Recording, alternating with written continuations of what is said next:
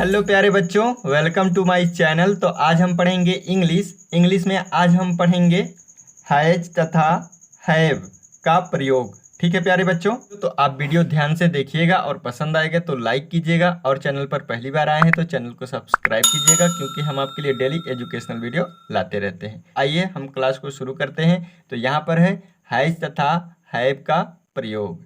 तो आप जान लीजिए, हैज का प्रयोग एक वचनकर्ता के साथ होता है और हैव का प्रयोग बहुवचनकर्ता के साथ होता है। जब हमारा कर्ता एक वचन होता है वहाँ पर हम हैज का प्रयोग करते हैं, और जब हमारा कर्ता बहुवचन होता है तो वहाँ पर हम हैव का प्रयोग करते हैं। ठीक है, तो एग्जाम्पल के लिए यहाँ पर हमारे पास कुछ वाक्य हैं, इसको आइए ट्रांसलेट करते हैं और साथ में आपको समझ में भी आ जाएगा कि हैज का प्रयोग कहाँ पर होता है और हैव का प्रयोग कहाँ पर होता है। ठीक है, तो यहाँ पर सबसे पहला हमारा वाक्य है, नेहा के पास एक कप है। ठीक है, तो यहाँ पर देखिए नेहा यहाँ पर अकेली है, तो नेहा क्या हो गया, तो नेहा एक वचन कर्ता हो गया। ठीक है, तो यहाँ हम नेहा के साथ हैज का प्रयोग करेंगे। ठीक है, तो यहाँ पर सबसे पहले हम लिखेंगे नेहा की अंग्रेजी। तो नेहा का अंग्रेजी होता है NEHA, नेहा। अब इसके बाद हम हैज लिखेंगे HAS, हैज हो गया। अब इसके बाद हम लिखेंगे एक कप की अंग्रेजी। तो एक का अंग्रेजी ए होता है और कप का अंग्रेजी होता है CUP, कप। ठीक है, और यहाँ पर हम फुल स्टॉप कर देंगे। तो यहाँ पर देखिए, नेहा के पास एक कप है, तो इसका ट्रांसलेशन होगा नेहा हैज ए कप। ठीक है प्यारे बच्चों, तो आपको समझ में आ गया होगा। आइए अब अगला वाक्य ट्रांसलेट करते हैं। तो यहाँ पर है, राना के पास एक पतंग है। ठीक है, तो यहाँ भी देखिए राना अकेला है, तो ये क्या हो गया, एक वचनकर्ता हो गया। ठीक है, तो यहाँ पर भी हम हैज का प्रयोग करेंगे। ठीक है, तो यहाँ सबसे पहले हम लिखेंगे राना की अंग्रेजी RANA, राना हो गया। अब इसके बाद हैज लिखेंगे HAS, हैज। ठीक है, अब इसके बाद हम लिखेंगे एक पतंग। तो एक की अंग्रेजी होता है A और पतंग का होता है काइट, KITE। ठीक है, यहाँ पर फुल स्टॉप लगा देंगे। Rana has a kite. ठीक है, राना के पास एक पतंग है को हम ट्रांसलेशन करेंगे तो होगा राना हैज ए काइट। ठीक है, आपको समझ में आ गया होगा। आइए अब अगले वाक्य को ट्रांसलेट करते हैं। तो यहाँ पर है, रवि के पास एक गेंद है। तो यहाँ पर देखिए रवि भी अकेला है, तो रवि के साथ भी हैज का प्रयोग होगा। ठीक है, तो यहाँ सबसे पहले हम लिखेंगे रवि RAVI, रवि। अब इसके बाद लिखेंगे हैज। ठीक है, क्या है, एक गेंद, तो हम लिखेंगे ए बॉल, BALL, यहाँ पर फुल स्टॉप कर देंगे। ठीक है, तो यहाँ पर देखिए रवि के पास एक गेंद है, तो इसका ट्रांसलेशन होगा रवि हैज ए बॉल। ठीक है, आपको समझ में आ गया होगा। आइए अगले वाक्य को ट्रांसलेट करते हैं। तो यहाँ पर है, उन लड़कों के पास गुब्बारे हैं।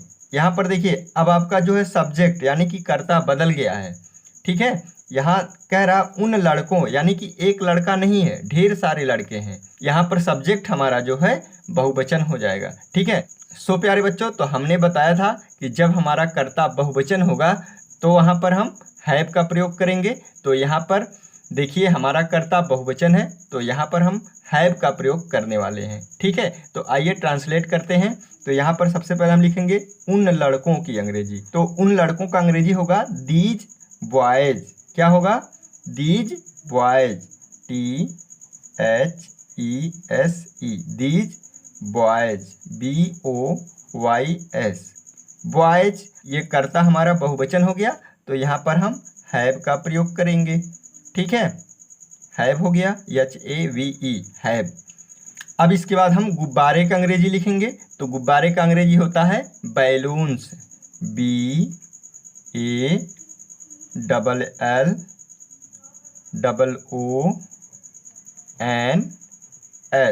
ठीक है, यहाँ पर फुल स्टॉप लगा देंगे।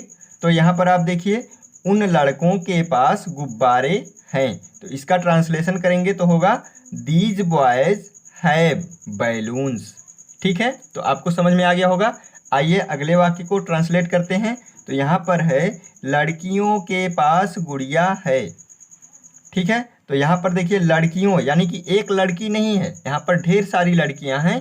तो यहाँ पर भी हमारा कर्ता जो है, सब्जेक्ट जो है बहुवचन है, तो यहाँ भी हम हैव का प्रयोग करने वाले हैं। ठीक है, तो यहाँ पर सबसे पहले हम लड़कियों की अंग्रेजी लिखेंगे। तो यहाँ पर लड़कियों का होगा गर्ल्स। क्या होगा? Girls, GIRLS, girls. अब यहाँ पर हम लिखेंगे हैव, HAVE, हैव क्या है? गुड़िया है, तो हम लिखेंगे डॉल्स, DOLLS। बस इतना ही होगा। लड़कियों के पास गुड़िया है, तो इसका ट्रांसलेशन होगा गर्ल्स हैव डॉल्स। ठीक है, तो आपको समझ में आ गया होगा। आइए अब लास्ट वाक्य को ट्रांसलेट करते हैं। तो यहाँ पर है सैनिकों के पास बंदूकें हैं। तो यहाँ पर देखिए एक सैनिक नहीं है, ढेर सारे सैनिक हैं। तो यहाँ भी ये कर्ता हमारा क्या है? बहुवचन है। तो यहाँ भी हम हैव का प्रयोग करेंगे। ठीक है, तो यहाँ सबसे पहले हम सैनिकों का अंग्रेजी लिखेंगे। तो सैनिकों का अंग्रेजी होगा सोल्डियर्स, SOLDIERS, सोल्डियर्स। अब ये देखिए बहुवचन है, तो यहाँ पर हम हैव का प्रयोग करेंगे। हैव क्या है? बंदूकें हैं। तो यहाँ बंदूक का होता है गन, तो ढेर सारे बंदूकें हैं, तो यहाँ पर हम क्या कर देंगे? Guns, GUNS। बस इतना ही रहेगा। ठीक है, तो यहाँ पर देखिए सैनिकों के पास बंदूकें हैं, तो यहाँ पर इसका ट्रांसलेशन हो जाएगा सोल्डियर्स हैव गन्स। ठीक है, एक बार रिवीजन कर लेते हैं। तो यहाँ पर देखिए नेहा के पास एक कप है, इसका ट्रांसलेशन होगा नेहा हैज एक कप। ठीक है, राना के पास एक पतंग है, तो इसका ट्रांसलेशन होगा राना हैज ए काइट। ठीक है, रवि के पास एक गेंद है, रवि हैज ए बॉल। ठीक है, उन लड़कों के पास गुब्बारे हैं, इसका ट्रांसलेशन होगा दीज बॉयज हैव बैलून्स। ठीक है, लड़कियों के पास गुड़िया है, इसका ट्रांसलेशन होगा गर्ल्स हैव डॉल्स।